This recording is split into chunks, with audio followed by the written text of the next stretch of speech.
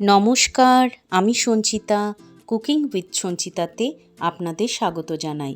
আজকে আপনাদের সাথে শেয়ার করব মাছের ডিমের একদম নতুন ধরনের একটি রেসিপি। তো চলুন দেখে নিই। প্রথমেই কড়াইয়ে কিছুটা পরিমাণ জল গরম করে তাতে সামান্য পরিমাণ লবণ ও সামান্য পরিমাণ হলুদ দিয়ে ধুয়ে রাখা মাছের ডিমটা এখানে অ্যাড করে দিচ্ছি।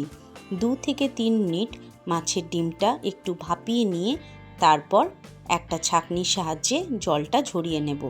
দেখুন 2-3 মিনিট হয়ে গেছে, মাছের ডিমটা হালকা ভাপানো হয়ে গেছে। এরপর একটা ছাঁকনির মধ্যে এটা আমি ঢেলে নিচ্ছি। এইভাবে লবণ আর হলুদ দিয়ে গরম জলে মাছের ডিমটা একটু ভাপিয়ে নিলে মাছের ডিমের মধ্যে যে আষ্টে গন্ধ থাকে সেই আষ্টে গন্ধটা একদম চলে যায়। মাছের ডিমটা খেতে বেশ ভালো লাগবে। আমার আরেকটা ভিডিওতে আমি মাছের ডিমের আষ্টে গন্ধ যাবার আরেকটা উপায় দেখিয়েছি, আপনারা চাইলে সেই ভিডিওটা চেক করে নিতে পারেন। আজকে একদম অন্যরকমভাবে এই মাছের ডিমটা রান্না করে নেব। আমার একটাই অনুরোধ, একবার হলেও এই রেসিপিটা বাড়িতে বানিয়ে দেখবেন এবং কেমন হয়েছিল অবশ্যই কমেন্টে জানাবেন। কেউ স্কিপ করে দেখবেন না, তাহলে কিন্তু কি মশলা অ্যাড করেছি আর কি পদ্ধতিতে বানিয়েছি সেটা কিন্তু মিস করে যাবেন। তখন কিন্তু রেসিপিটা খেতে ততটা ভালো হবে না। তাই চলুন দেখে নিই আমি কিভাবে একদম নতুন ধরনের এই মাছের ডিমের রেসিপিটা আজকে তৈরি করি। মাছের ডিমটা প্রথমেই হাতের সাহায্যে খুব ভালোভাবে ম্যাশ করে নিয়েছি। এরপর এর মধ্যে অ্যাড করে দিচ্ছি একদম মিহি মিহি করে কাটা কুচনো পেঁয়াজ, দিয়ে দিলাম একদম মিহি করে কাটা আদা কুচি, রসুন কুচি, কাঁচা লঙ্কা, আর দিয়ে দিলাম সামান্য একটু ধনেপাতা। এর সাথে এখানে অ্যাড করে দিচ্ছি একটা ডিম, দিয়ে দিলাম 2 টিস্পুনের মতো বেসন। এর চেয়ে বেশি বেসন অ্যাড করব না, তাতে কিন্তু টেস্টটা মাছের ডিমের নষ্ট হয়ে যাবে। পরিমাণ মতো দিয়ে দিলাম লবণ, সামান্য একটু হলুদ গুঁড়ো, সামান্য একটু কালারের জন্য কাশ্মীরি লঙ্কার গুঁড়ো, আর দিয়ে দিলাম সামান্য জিরে গুঁড়ো আর ধনে গুঁড়ো। আপনারা ঝাল খেতে চাইলে এখানে ঝাল লঙ্কার গুঁড়োও অ্যাড করতে পারেন। এর সাথে দিয়ে দিচ্ছি একটা সেদ্ধ আলু গ্রেট করে আমি এখানে অ্যাড করেছি। এতে মাছের ডিমের যে বড়াগুলো বানাবো তাতে বাইন্ডিংটা খুব ভালো হবে। মাছের ডিমের বড়াগুলো ভীষণ সফট হয় এই আলুটা অ্যাড করলে। এতে কিন্তু মাছের ডিমের বড়ার টেস্ট একটুও নষ্ট হয় না। একবার আমার কথা মতো আমার পদ্ধতিতে অবশ্যই ট্রাই করে দেখবেন। সমস্ত উপকরণগুলো দিয়ে ভালোভাবে মিশিয়ে নিতে হবে হাতের সাহায্যে। সমস্ত কিছু ভালোভাবে মিশিয়ে নিয়ে চাপা দিয়ে 15 থেকে 20 মিনিট আমি ম্যারিনেট করে রেখে দেব, যাতে সমস্ত মশলার ফ্লেভারটা মাছের ডিমের মধ্যে অ্যাড হয়ে যায়। মাছের ডিমের অনেক রেসিপি নিশ্চয়ই আপনারা খেয়ে থাকবেন, এইভাবে অবশ্যই একবার বানিয়ে দেখবেন।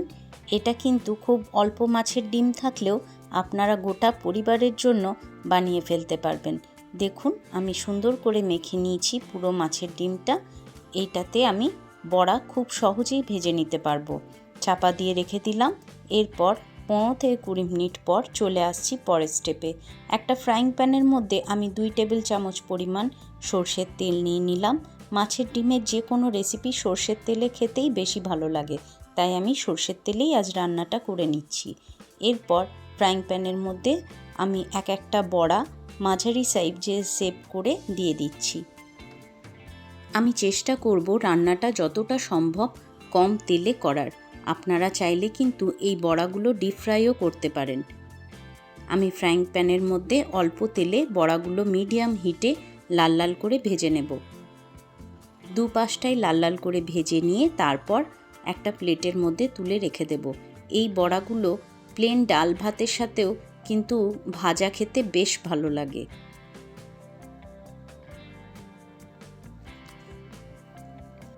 দুপাশটা ভালো করে ভেজে নিয়ে একটা প্লেটের মধ্যে এবারে তুলে নিচ্ছি।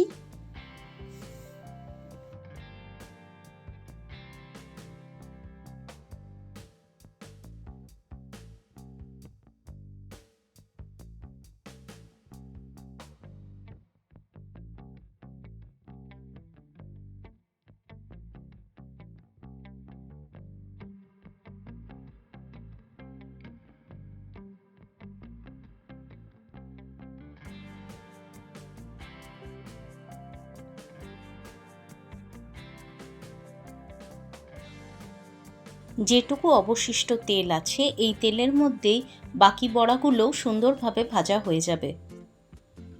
আমি মিডিয়াম শেপ করে প্রত্যেকটা বড়া আবার প্যানের মধ্যে দিয়ে দিচ্ছি, উল্টে পাল্টে লাল লাল করে ভেজে নেব।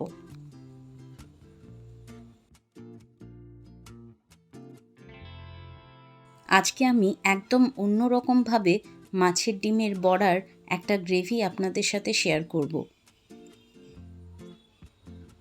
প্রত্যেকটা বড়া দেখুন দুদিকটা সুন্দর একটা কালার চলে এসছে। এরপর একটা প্লেটের মধ্যে আমি সমস্ত বড়াগুলো তুলে নিচ্ছি।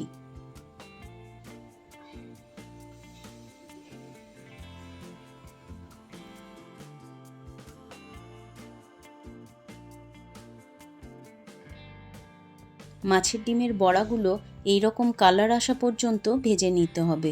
কতটা লোভনীয় হয়েছে দেখুন। এই বড়াগুলো যতটা সফট হয় ঠিক ততটাই টেস্টি হয়। আলু অ্যাড করার ফলে এই বড়াগুলোর থিকনেসটাও বেশ সুন্দর আসে এবং দেখুন কতটা সফট হয়েছে। সুন্দর, এটা কিন্তু এই রকম খেতেও অসাধারণ লাগবে। বড়াগুলো রেডি হয়ে গেছে। এরপর চলে আসছি পরের স্টেপে। এরপর কড়াইয়ের মধ্যে নিয়ে নিলাম 2 টেবিল চামচ পরিমাণ সর্ষের তেল। তেলটাকে ভালো করে গরম করে নিয়ে দুটো মিডিয়াম সাইজের ডুমো ডুমো করে কেটে রাখা আলু এখানে একদম লাল লাল করে ভেজে নেব।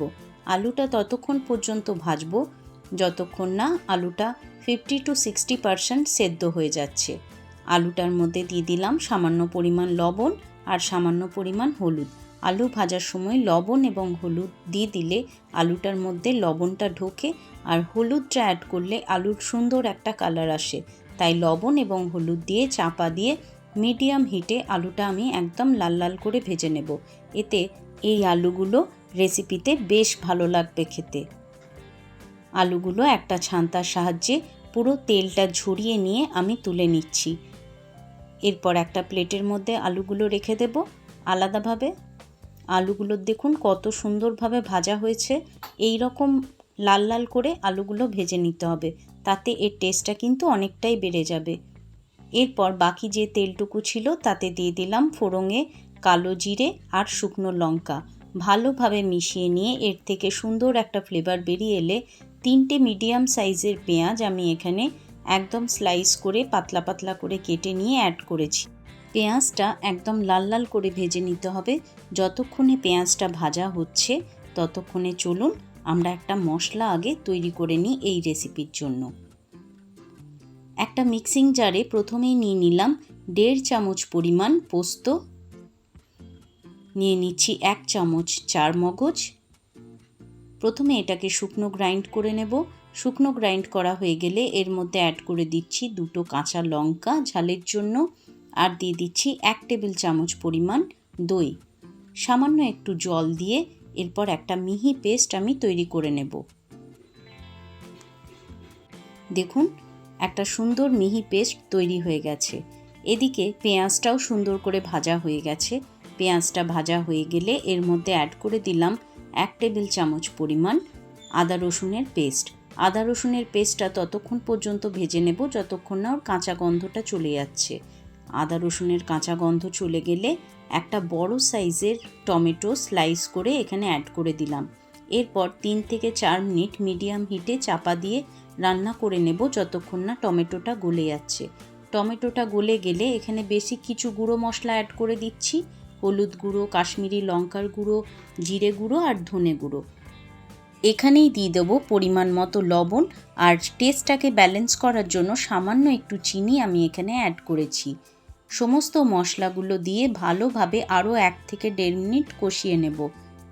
মশলা ভালোভাবে কষানো হয়ে গেলে তারপর এখানে আমি আগের থেকে তৈরি করে রাখা পোস্ত, চারমগজ আর দই দিয়ে যে পেস্টটা তৈরি করে রেখেছিলাম সেই পেস্টটা এখানে অ্যাড করে দিলাম। এরপর ভালোভাবে মিশিয়ে নিতে হবে। একদম লো হিটে গ্যাসের আঁচটা রেখে মিশিয়ে নিতে হবে এরকমভাবে ঘুরিয়ে ঘুরিয়ে, নাহলে কিন্তু দইটা কেটে যাওয়ার একটা ভয় থাকবে। মিক্সির বাটি ধুয়ে সামান্য একটু জল আমি এখানে অ্যাড করে দিলাম। এরপর ততক্ষণ পর্যন্ত চাপা দিয়ে কষিয়ে নেব যতক্ষণ না মশলাটার থেকে তেল ছেড়ে দিচ্ছে। তেলটা রিলিজ হওয়া পর্যন্ত আমি চাপা দিয়ে 3 থেকে 4 মিনিট মিডিয়াম হিটে রান্না করে নেব। তেলটা দেখুন চারদিক থেকে তেলটা রিলিজ হয়ে গেছে। এই সময় আমি ভেজে রাখা আলুগুলো এখানে অ্যাড করে দেব এবং মশলার সাথে ভেজে রাখা আলুগুলো 3 থেকে 4 মিনিট আরও চাপা দিয়ে কষিয়ে নেব। এতে আলুর মধ্যে মশলার ফ্লেভারটাও সুন্দরভাবে অ্যাড হয়ে যাবে। মশলার সাথে আলুটা কষানো হয়ে গেলে এরপর এখানে গ্রেভির জন্য আমি একটু বেশি পরিমাণে জল অ্যাড করে দেব। বড়াগুলো জলটা অ্যাবজর্ব করবে, তাই একটু বেশি পরিমাণেই আমি এখানে জলটা অ্যাড করছি।